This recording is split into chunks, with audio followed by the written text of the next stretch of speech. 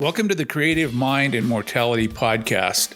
This is Season 1, Glass Bones, Episode 12, The Collapse of Meaning and the Search for Repair. This is based on Chapter 8 of the book. My name is Quinn Jacobson. I want to open this episode with a song that on the surface feels almost fragmented or disjointed, non-linear, and hard to pin down. The song is I Hear the Axe Swinging by Mike Doughty.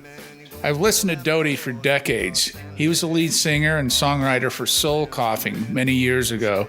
I saw him perform in a tiny bar in Frankfurt, Germany 2 decades ago and photographed the session.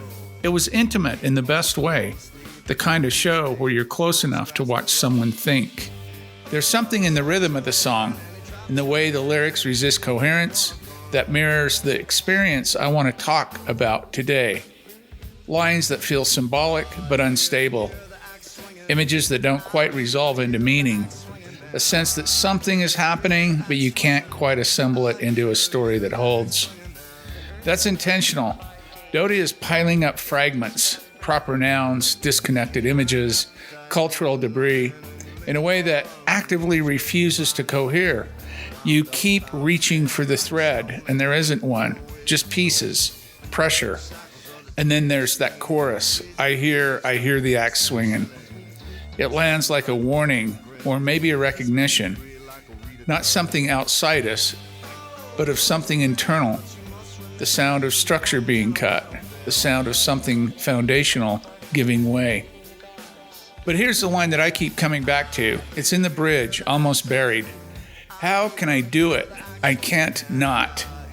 That's not resolve. It's not courage. It's something more involuntary than either of those things. It's the admission that stopping isn't actually available as an option. That the making continues not because there's a reason sufficient to the situation, but because the alternative is unthinkable. And I want to hold that line for later, because when meaning begins to collapse, it rarely does so cleanly. It doesn't announce itself with clarity. It comes apart the way this song does, through fragmentation, distortion, and a growing sense that the story you've been living inside no longer quite fits. That's where Chapter 8 begins. Let me play a couple of minutes of I Hear the Axe Swinging by Mike Doughty from his album Ghost of Vroom. Pull that bone and your thoughts analytic. Oh, and it lands a plan to go to red stick. And I'll call you bluff. Going with won't be for sure. I'm a Catalan game, bless the soul. Deep, deep on the pillow, sleep in blue state. Don't scratch the rub. Oh, you shot your man and he dropped your hand and you beat it with a water gun.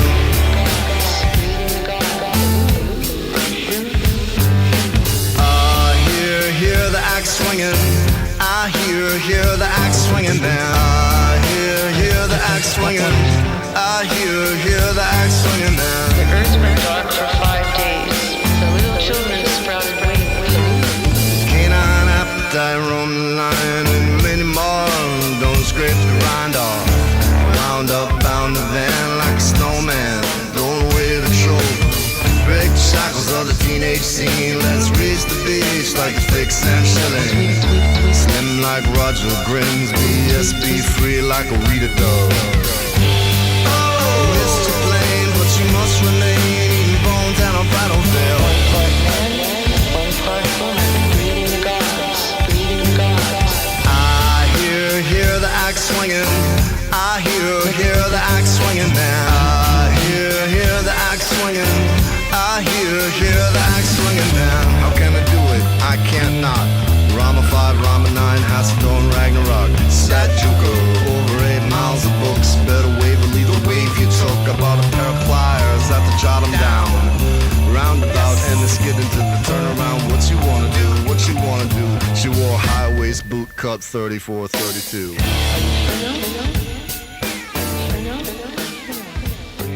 There comes a point when the stories we've depended on simply stop working, not gradually or politely. They just thin out. The rituals feel hollow.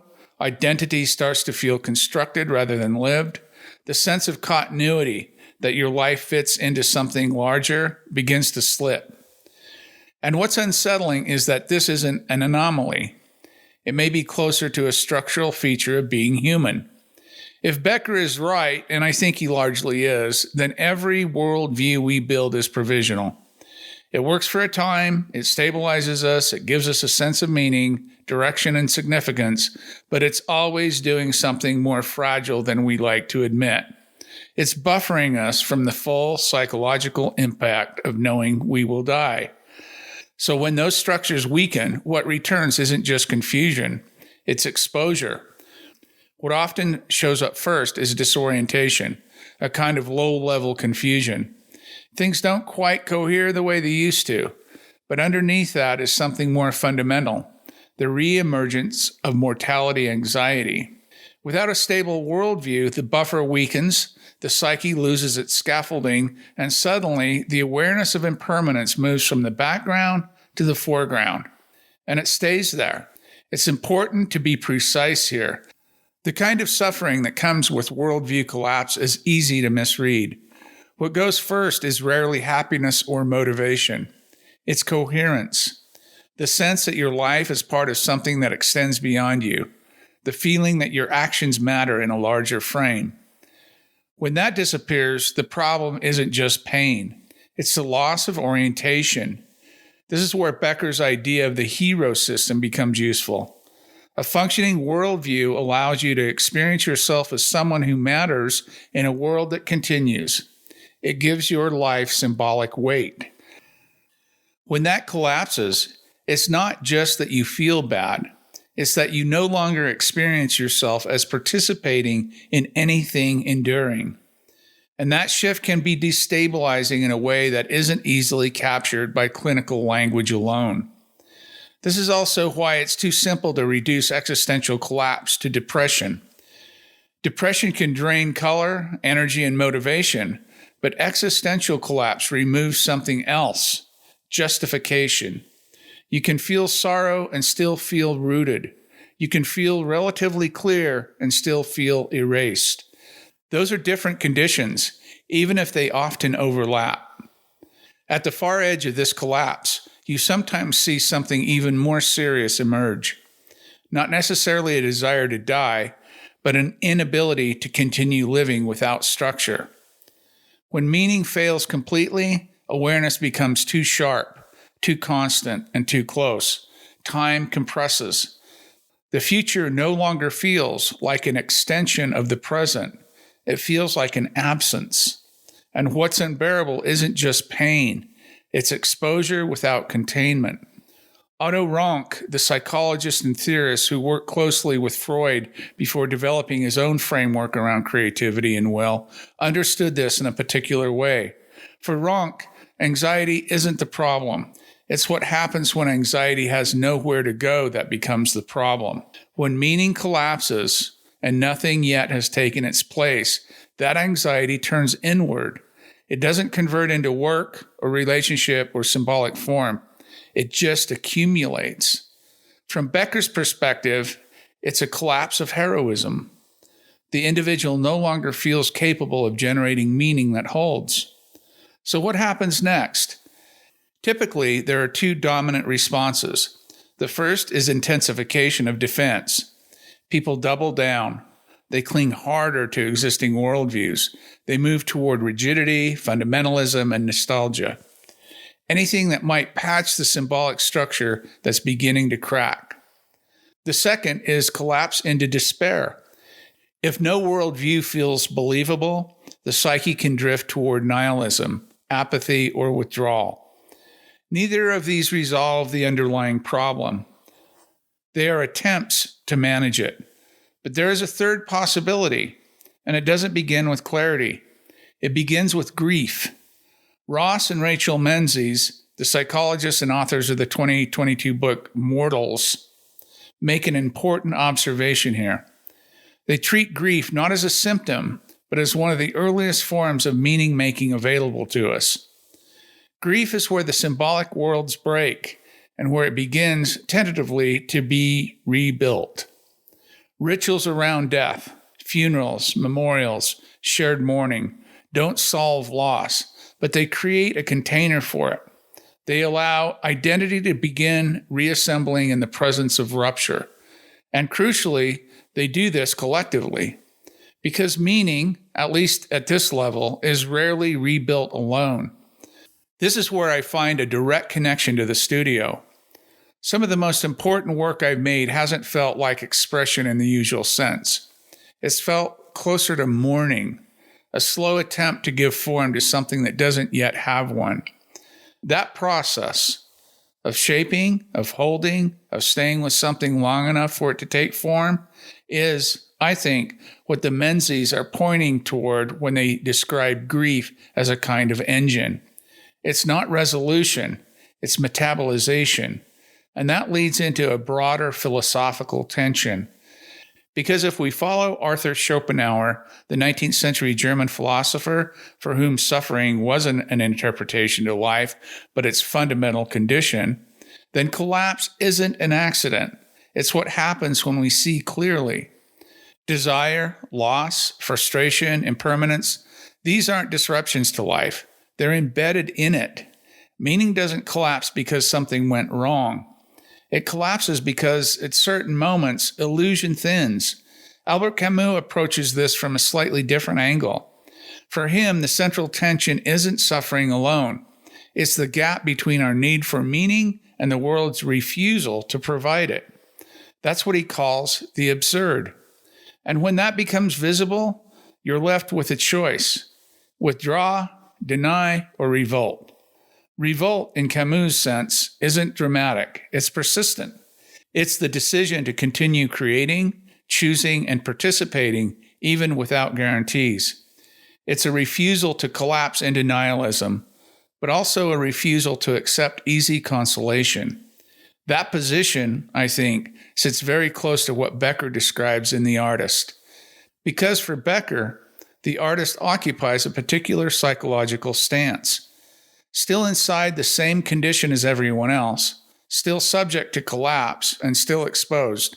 What differs is a capacity to work with what's there rather than around it, to take in the world's contradictions, its fragility, its impermanence, and find a form for them. The aim isn't escape. It's something closer to holding. Peter Wessel Zapphe would push this further. Zapphe was a Norwegian philosopher writing in the early 20th century who had a deeply unsettling idea that the problem isn't just collapse, it's consciousness itself, that human awareness overshot its evolutionary function, that we became too aware, too reflective, too capable of seeing the full structure of our condition without having the psychological architecture to sustain it. His metaphor of the Irish elk is difficult to ignore. A species that evolved antlers so large they became a liability. Impressive, beautiful, but ultimately incompatible with survival. For Zapphe, human consciousness functions in a similar way. It allows for art, ethics, memory, and imagination. But it also exposes us to levels of anxiety and awareness that can destabilize the organism. So the question becomes unavoidable. If collapse is built into the system, what do we do with it? Becker offers a restrained but significant answer. A small minority, he suggests, does something different. They don't fully retreat into defense. They don't collapse entirely into despair. They create, not as distraction and not as denial, but as a way of metabolizing what they're encountering. And this is where the idea of repair enters. What I mean by repair is reconstruction, building something more honest about its own foundations than whatever collapsed. You're not trying to return to where you were. You're building differently from what remains. Repair begins, I think, with a shift in posture, a willingness to stay with rupture long enough for something new to emerge. The process takes time, and it's rarely clean. For me, that often happens in the darkroom. Watching an image come up in the fix, seeing something that wasn't visible take form. It doesn't solve anything, but it changes the relationship. You move from being inside the pressure to witnessing it. And that shift, while subtle, is important. This is where I want to return to that line from Doughty's Bridge. How can I do it? I can't not. Because what Camus calls revolt and what Becker sees in the artist doesn't always feel like a choice. It often feels more like what Doughty's describing, an inability to stop that precedes any clear justification for continuing. You don't create because you've resolved a problem. You create because not creating isn't actually available to you. That's a different thing than courage. It's more involuntary than that, and maybe more honest.